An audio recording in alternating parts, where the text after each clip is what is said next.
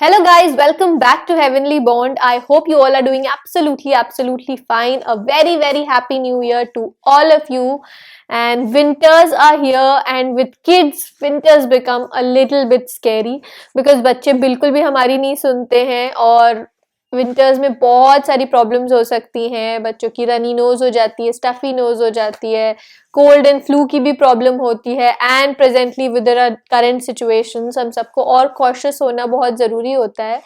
तो इस वीडियो में मैं आपको बताने वाली हूँ कुछ ऐसी टिप्स के बारे में, कुछ ऐसी चीज़ें जो आपको ध्यान में रखनी है इस विंटर्स, ताकि आपके विंटर्स हैप्पी विंटर्स हो जाएं। बच्चों के साथ आप खूब एंजॉय करें विंटर्स। और इन टिप्स का बस आपको ध्यान देना है। वीडियो को लास्ट तक देखिएगा ताकि आप कोई भी पॉइंट मिस आउट ना कर सके।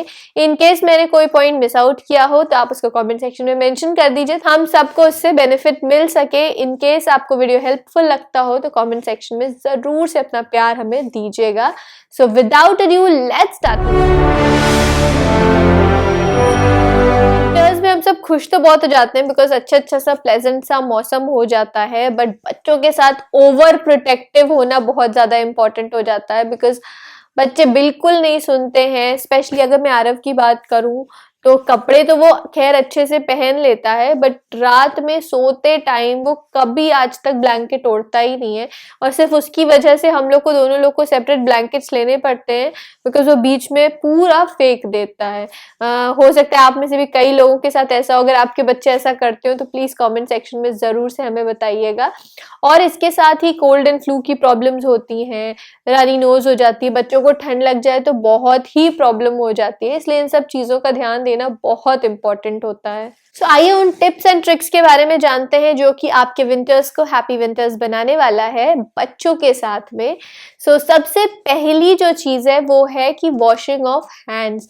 विंटर्स हो जाते हैं तो हम सोचते हैं ठंडी का मौसम है, हाथ थोड़ा सा कम धुले, पानी में कम जाए, और बच्चों के साथ भी यही करते हैं कि बच्चों की भी हैंड्स हम उतने ऑफन नहीं वॉश कराते हैं जितने ऑफन हम समर्स में कराते हैं। तो ऐसा बिल्कुल भी नहीं करना है बिकॉज जो जर्म्स होते हैं वो हाथ में रेगुलरली आते रहते हैं, इसलिए टाइम टू टाइम अच्छे से हैंड वॉश से जो प्रॉपर हैंड वॉश वाला रूटीन है उसको मेंटेन रखिए बच्चों के, ताकि जो जर्म्स है बच्चों के हाथ में वो किल होते रहे और कोल्ड एंड फ्लू और जल्दी बच्चों को ना लगे, किसी भी तरह के इन्फेक्शन से इससे बचा जा सकता है। हर मील के पहले और मील के बाद हैंड वॉश बहुत ज्यादा इंपॉर्टेंट है। अगर बच्चा बाहर से आ रहा है या प्ले टाइम किया है, उसने अपने टॉयज के साथ खेला है, उसके बाद भी washing of hands is very important. इससे आप क्या होगा कि जो कम्युनिकेबल डिजीजेस हैं लाइक कोल्ड, फ्लू, निमोनिया, इन सब चीजों को आप अवॉइड कर सकते हैं। सेकेंड इंपॉर्टेंट टिप है कि यू शुड वॉश योर वुलेंस। अपने और बच्चों के सबके वुलेंस रेगुलरली वॉश होने चाहिए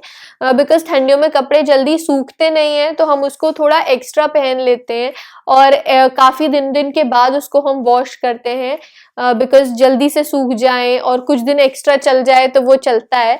बट अगर आप ध्यान देंगे तो जो विंटर के क्लोथ्स होते हैं, जो वुलन क्लोथ्स होते हैं, वो डस्ट को जल्दी अट्रैक्ट कर पाते हैं अपनी तरफ और अंदर एकदम अपने अंदर डस्ट ले लेते हैं, जिससे कि एलर्जीज और एस्थमा जैसी प्रॉब्लम्स जिसको हैं वो बढ़ सकती हैं। तो अगर इनको अवॉइड करना है तो वुलन क्लोथ्स को आप regularly time to time wash करते रहिए। Third and a very important tip is बच्चों को लेयरिंग करके ही कपड़े पहनाने हैं आपको। मैंने हमेशा से शुरू से ही जब मैंने आपको बताया, हमेशा ये कहा है चाहे समर्स हो चाहे विंटर्स हो, बच्चों को कपड़े में लेयरिंग करना बहुत इंपॉर्टेंट होता है, जिससे कि उनको आप जब गर्मी होती है उस टाइम पसीने से रोक सकते हैं, उस तरह से ठंडियों में लेयरिंग करना इंपॉर्टेंट होता है। लाइक आरव को हम कैसे पहनाते हैं, सबसे पहले वो वेस्ट पहनता है, उसके ऊपर हम उसको थर्मल्स पहनाते हैं, उसके ऊपर टी शर्ट पहनाते हैं और उसके ऊपर उसको हम जैकेट पहनाते हैं। ये आप depending upon the weather conditions आप ये लेयरिंग कर सकते हो। अगर ज्यादा ठंडी है तो आप एक स्वेटर फिर उसके ऊपर जैकेट कर सकते हो। अगर बहुत ज्यादा ठंडी नहीं है तो आप सिर्फ थर्मल्स और टी शर्ट्स में रख सकते हो या थर्मल्स हटा सकते हो और टी शर्ट्स। बट लेयरिंग बहुत इंपॉर्टेंट होती है बिकॉज लेयरिंग से ही हम बच्चों को प्रोटेक्ट कर सकते हैं। Fourth thing is head gears. बच्चों के सिर को हमेशा कवर्ड रखना बहुत ज्यादा इंपॉर्टेंट होता है बिकॉज जो मेजर ठंडक होती है ना वो सिर से और ईयर्स से ही जाती है। अगर सिर में और ईयर्स में ठंडक चली जाती है तो पक्का कोल्ड हो ही जाता है। इस वजह से अगर लाइट विंटर्स हैं तो आप बच्चों को हुडी वाले स्वेटशर्ट्स या जैकेट्स जो पहना रहे हैं उसकी हुडी पहना के रखें। इनकेस ठंडी ज्यादा बढ़ गई है तो उस टाइम बीनी बहुत ज्यादा इंपॉर्टेंट हो जाती है। एक वुलन कैप बच्चों को आप पहनाइए तो वो बहुत बहुत ज्यादा मस्ट होती है। नेक्स्ट टिप इज कि ड्रेसिंग फॉर स्लीप। जैसे कि हमने लेयरिंग बताया बच्चों को, तो ये तो हो गया रेगुलर जो डे रूटीन होता है, बट स्लीपिंग के टाइम पे एकदम अलग एटमॉस्फेयर और अलग तरह का स्लीपवेयर होना चाहिए। स्लीपिंग के टाइम पे बहुत लेयरिंग की जरूरत नहीं होती है, सिर्फ और सिर्फ ये ध्यान देना है कि जो बच्चों ने सबसे अंदर पहना हुआ है वो कॉटन का होना चाहिए। इसी वजह से मैं कहती हूँ कि आप एक कॉटन का वेस्ट बच्चों को नीचे पहनाइए, उसके ऊपर एक बेसिक टी शर्ट पहना दीजिए और एक पतला सा स्वेटर या कोई भी वुलन आप बच्चों को ऊपर पहना सकते हैं। और इसके साथ ही रूम को आपको हल्का वार्म रखना है जब आप बच्चों को सुला रहे हो। मैं कहूंगी कि अगर आप ऑयल फिल्ड रेडिएटर्स ले सकते हो तो वो बेस्ट होता है। अगर आपके पास है तो it is very very good. RF के होने से पहले से हम ऑयल फिल्ड रेडिएटर यूज कर रहे हैं और टच वुड वो बहुत अच्छा होता है। अभी तक तो उसका एक्सपीरियंस बहुत ही अच्छा है हमारा। इससे एक कोजी सा और वार्म सा एटमॉस्फेयर हो जाएगा आपके रूम के अंदर भी, तो बच्चे अच्छे से गुड नाइट स्लीप ले लेंगे। नेक्स्ट टिप है अबाउट द बेदिंग केयर। बच्चों की बेदिंग के बारे में भी स्पेशल ध्यान देना जरूरी होता है। ऐसा नहीं है कि विंटर्स बहुत ज्यादा है तो हम बच्चों को बाथ ही ना दें। रेगुलर बाथ देना बहुत इंपॉर्टेंट होता है। हल्का वार्म वाटर से आप उनको बाथ दीजिए और इसके साथ ही जो उनका हेड है, हेड वॉश एटलीस्ट वीक में एक बार तो आपको करना ही करना है। अगर उससे ज्यादा आप नहीं कर पा रहे हो तो अदरवाइज 2 बार तो आप करिए ही। और रेगुलरली ऑयल लगाना बहुत इंपॉर्टेंट है हेड में, ताकि वो बहुत ही ड्राई स्कैल्प ना हो जाए, बिकॉज विंटर में स्कैल्प बहुत ड्राई हो जाते हैं।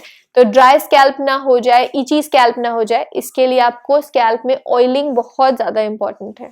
Next tip is about the skin care. ठंडियों में स्किन केयर का ध्यान रखना ऑल द मोर इम्पोर्टेंट हो जाता है, बिकॉज एकदम स्किन ड्राई सी हो जाती है। बट आपको ये ध्यान देना बहुत ज्यादा इंपॉर्टेंट है, क्योंकि ठंडियां आप सनस्क्रीन लगाना बिल्कुल भी मत भूलिएगा। बच्चों को सनस्क्रीन बहुत इंपॉर्टेंट होती है, तो सनस्क्रीन जरूर लगाइए। और उसके साथ ही मॉइस्चराइजर बहुत इंपॉर्टेंट रोल प्ले करता है, specially in winters.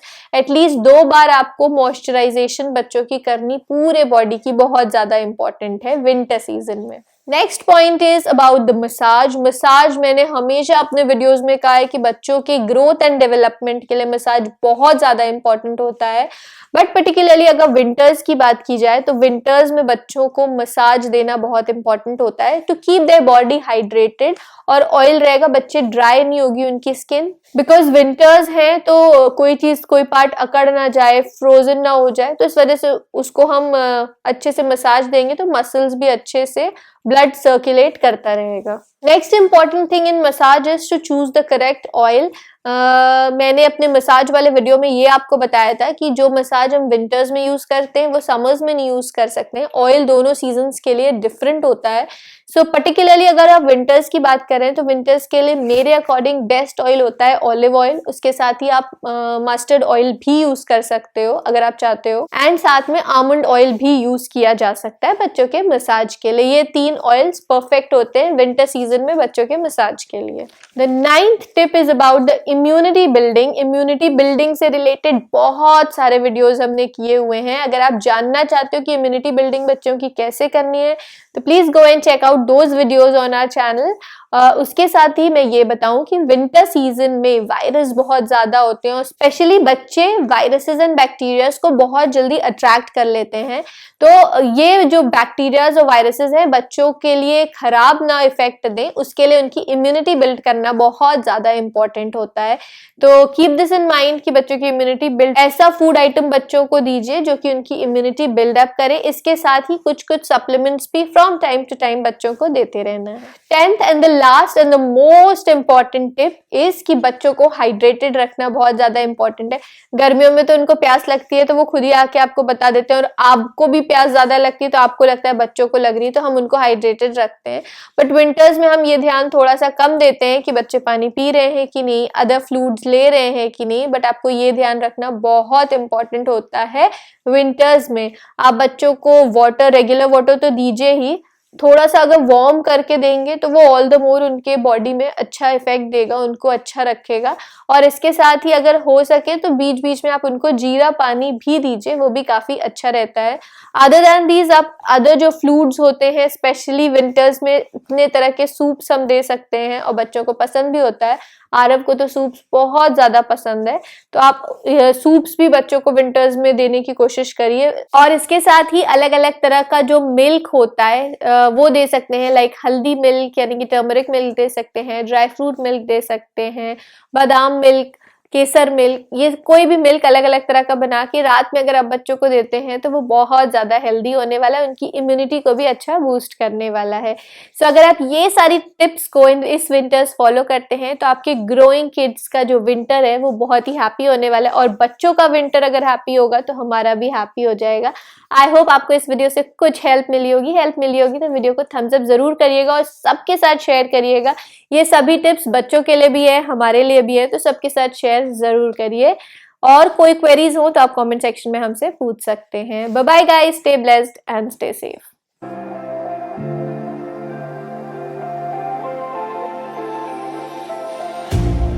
You hurt me.